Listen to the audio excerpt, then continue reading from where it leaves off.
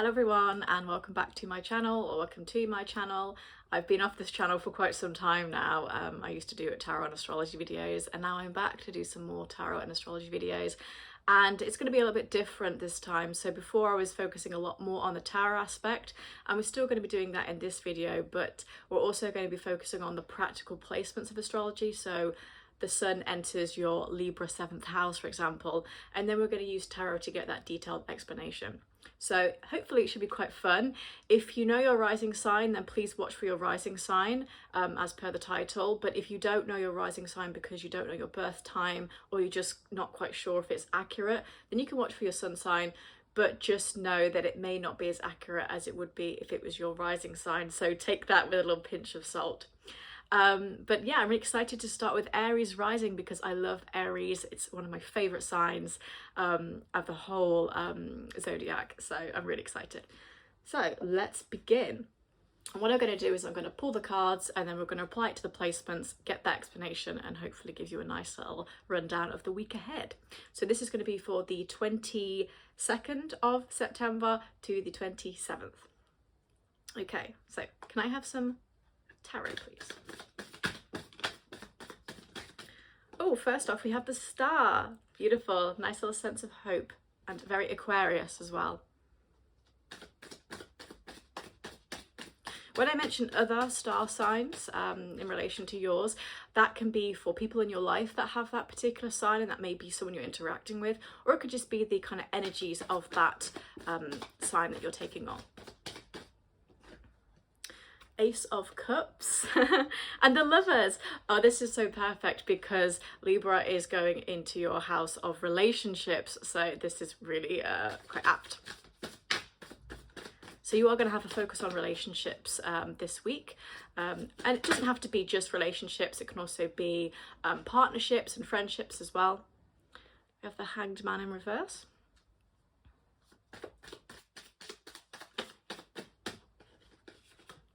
We have Five of Swords. The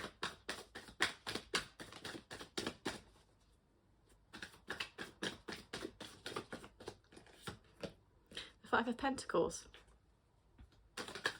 Woo! Oh, it flew out. Five of Cups.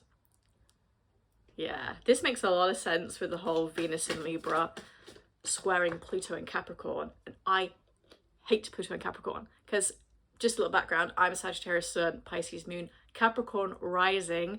My Pluto is in Sagittarius, but I feel like I've been in a total turmoil since I was 13 because of that Pluto and Capricorn. So I do not like the fact that it has gone back into Capricorn. Queen of Cups. Okay, and let's get maybe one or two more. Ooh. Seven of Swords. Yeah, this makes a lot of sense. And we have one more. King of Wands. Okay, so let's get started.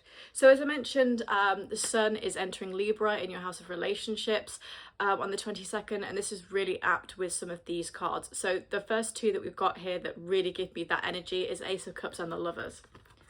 So you can see Ace of Cups and the Lovers. Lovers is quite self-explanatory in that it's just that very nice energy of love. Again, Lovers is also working very well with a colleague or a partner you're working with, or a friend. It doesn't have to be a lover, but generally it does mean a lover, and it's also a nice Gemini card as well. So if you have a Gemini in your life, this is very much for you. Ace of Cups, that beautiful new start, that blossoming. To me, Ace of Cups gives a sense of I don't want to use the word fertility because that's a bit of a sensitive word, but a blossoming and a growth of something new.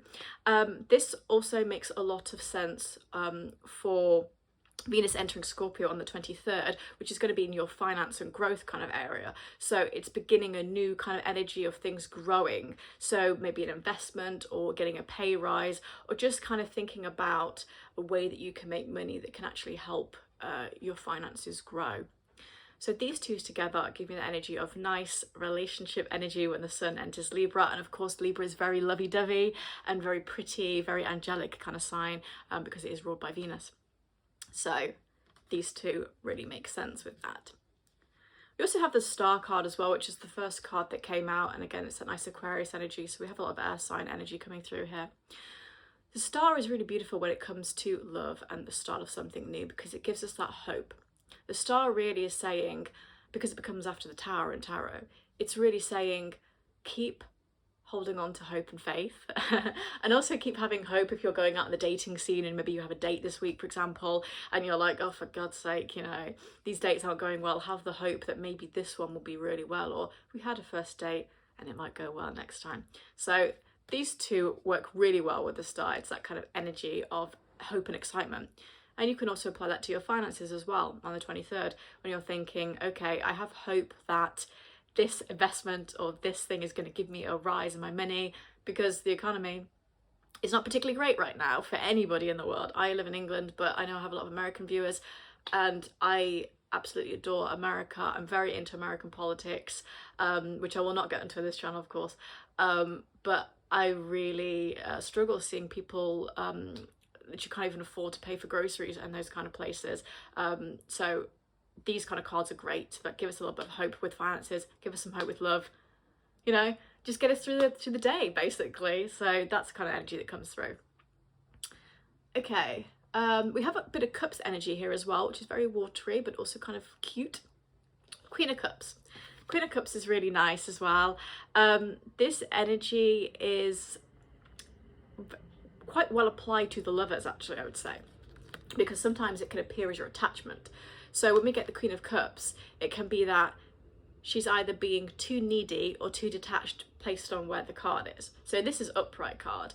So this can be a little bit like calculating maybe, or thinking about how to manipulate and how to use how can I use my energy to get what I want? Because I think the Queen of Cups, for some of you who resonate with this, may feel that you have been given a lot of warm, homely energy, and maybe you're being taken for granted.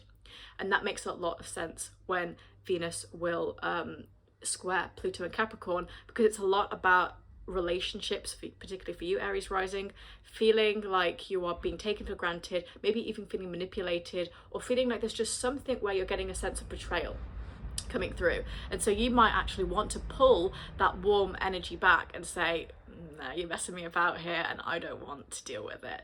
And that could be particularly in relation to love, I feel, because I think it is particularly for relationships with that placement. Also makes a lot of sense with the Seven of Swords as well, which is often really much about a betrayal or feeling like someone's really duped you. It's like, okay, you've kind of betrayed me, you've duped me a little bit, and kind of feeling a little bit on guard. You're like, why is he acting this way? You know, why is this happening? So I think that kind of energy comes through a lot. And the Seven of Swords, you know, in this particular card doesn't really show it, but in other tarot cards, I always think of this raging lion that is actually a little bit angry about how they're being treated and maybe feeling like they're being taken for granted, particularly because of that Pluto and Capricorn, kind of making you feel more introspective about, well, hang on, this is not an equal footing here right now. And I think that is linked to the Queen of Cups and how you take your energy and your dignity and you push that forward with love. And maybe you're wanting a new start. You're thinking, well, relationships are going well for me, but there's a red flag here or there kind of thing. And I think that's actually quite nice with the King of Wands energy as well, because this should be the equal footing. I think this is showing this should be that equality. So King of Wands is very warm, fatherly energy, very, I would say very take control in a leadership way, not in a management way. And Queen of Cups is very warm and motherly. So these two are kind of very parental and they work very well together. And I do think that that energy is that there should be an equality where it works well together. And again, this is not just for relationships, this could be also for you know, working with a colleague or having a friendship where you're like, well, I paid for dinner this time, and then, you know, there seems to be an equal footing, but perhaps there's some manipulation or betrayal there in which you're feeling like this is just not it's not giving me equality. Okay. And that can also link to Five of Cups here that we have. And Five of Cups a little bit more is like, oh, I feel so distraught about something. So you could be feeling quite upset about that inequality. And I think necessarily it doesn't have to be a really depressing thing, but I do think it could be like the veil is slipping a little bit when it comes to that. It's like relationships are going really well, but there's just this red flag I can't really stop thinking about in particular. Okay. Five of Swords upright with Page of Swords in reverse. So let's look at this, because swords, a lot of air energy again coming through, a lot of air. Some of you are dealing with air signs here, particularly Gemini and Aquarius, but it could also be Libra too. Five of Swords is really a little bit about a fight. So again, I think on the 22nd, when that Sun enters Libra, it's really lovely for you. You have that focus on relationships, but for some of you that focal point is not always the most positive thing, because there's a little bit of a fight going on with that square Pluto and Capricorn, because of this kind of energy of I am feeling like I am being taken for granted and it doesn't feel great. And so Five of Swords really outlines that, feeling like a bit of a conquest, a little bit of a fight going on. You don't really want to have the fight, and it's sort of just like, why is this happening kind of thing. Why is this happening? I think that also makes sense with the kind of Hanged Man in reverse as well. This is like a stubbornness, I would say, of like transition. It's like in the past, I think maybe someone in this relationship or in your life has not been able to really listen. They're a little bit ignorant. I think the word comes, is a little bit ignorant, and they're not really listening to you. They're not helping you. And again, I think they're taking you for granted a little bit. And there is this lack of ability to change and transition and to really see the error of their ways. And I think that's a little bit difficult. Five of Pentacles. Pentacles is interesting when it's the only actually kind of money or earth sign we have, despite the fact that you do have a focal point of finances in your placements this week. So Five of Pentacles is kind of I would say it's a little bit of a, I want to apply it to this particular reading, but I would say Five of Pentacles is a little bit sort of like being pushed out into the cold and trying to seek assistance in a way. It's not like Six of Pentacles where that's very charitable and you're getting help from someone else. It's more of a sort of in that neediness area before needing the charitable help. So kind of like, I just want you to listen to me. I want you to help me with this. I am looking for some kind of help. In this particular card, I think it's quite interesting that we have the woman with the baby, and it's also snowing. She's sort of out in the cold a little bit, feeling a little bit sort of pushed out. We have the church in the background, which is often a sense of charity and help and hope with the star. And we have this kind of man that's looming behind her, don't know if he's going to help her or he's going to take advantage of her. And that makes a lot of sense with the whole push and pull here of relationships, feeling slightly manipulated, even though originally you thought they'd be okay. So I think that energy comes through quite a lot. I think that card can be interpreted in many ways, but I'm just trying to apply it to this reading in particular. And I think it's that kind of, not necessarily calm before the storm, but that feeling of being cast out into the cold and needing some help, needing you to listen to me, needing you to know that I am not just a doormat and you can't just take me for granted, especially when Venus enters Scorpio, because it's like, how am I going to try and get my words out before I feel like I want to hide, right? Because Scorpio is very much the hidden. I don't want to hide and be the hermit, but I need to get my words out, okay? And I need you to understand a transition and help me in particular. So I think that's what's going to be happening for you this week, Aries rising. Of course, every little section, take what resonates. If you're thinking, well, I'm not even in a relationship, how's that going to work? Apply it to other factors of your life, okay? Astrology in particular is not always so accurate when it comes to what you're focusing on. The house of relationships, well, relationships, we can have many. We can have a relationship with the postman, you know what I mean? So apply it to your life, but because we have that Lovers card, it does make me think it's more of a romantic energy. But of course, apply it to your life. We do have some finances and growth, which is looking really good as well, so have hope with that. And the first card that came out is the card that I want you to focus on, which is the star, is hope, is faith, and that idea of something blossoming and growing. And I think you have a nice new start. And yeah, I hope you enjoyed the video. I hope you have a lovely autumn, start of autumn, or fall, as Americans would say. I can't stop saying fall, and my friends like, stop saying fall.